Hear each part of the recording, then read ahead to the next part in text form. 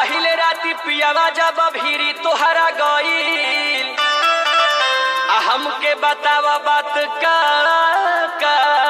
भईल। बलब करत रहे हो, बलब करत रहे हो, सैया चोचा वाला राख्या प्यार करत रहे हो, सैया चोचा वाला राख्या प्यार करत रहे हो, सैया चोचा वाला राख्या प्यार करत रहे हो, बलब करत रहे हो, बलब करत रहे हो, बलब करत रहे हो, कबो ऊपर कबो नीचे सैया धरत रहे हो, सैया चोचा वाला राख्या प्यार करत रहे हो।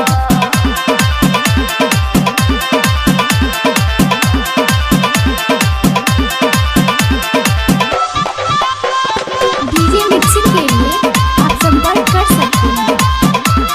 भड़कुड़िया। अरे बोला बोला पलंग कैसे हिला मजा आई कैसे कैसे खेला तू पलंगिया पर खेललू आ कई बार चुमा तू पियावा के दिहलू।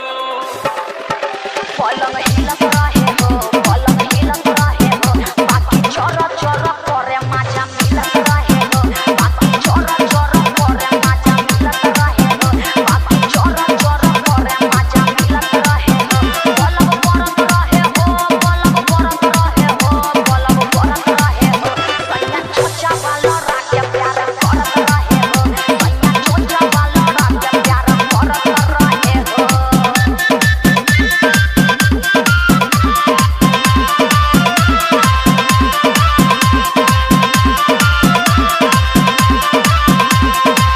अरे सुना सुना और बतावा क्या भाई बोला बोला।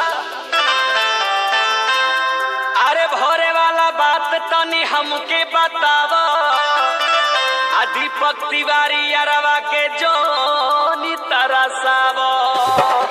पाचा धरत रहे हो, मुड़ा करत रहे हो, दीपक राय पिया से जिया पे लड़त रहे हो, रिंकू अनु पिया से जिया पे लड़त रहे हो, दीपक राय पिया से जिया पे लड़त रहे हो, बलब करत रहे हो, बलब करत रहे हो, बलब करत रहे हो, सैया चोचा वाला राख्या प्यार करत रहे हो, सैया चोचा वाला राख्या प्यार डीजे मिक्सिंग के लिए आप संपर्क कर सकते टेम्परेचर हैं। बढ़ले न हो। DJ Nitesh and Radha.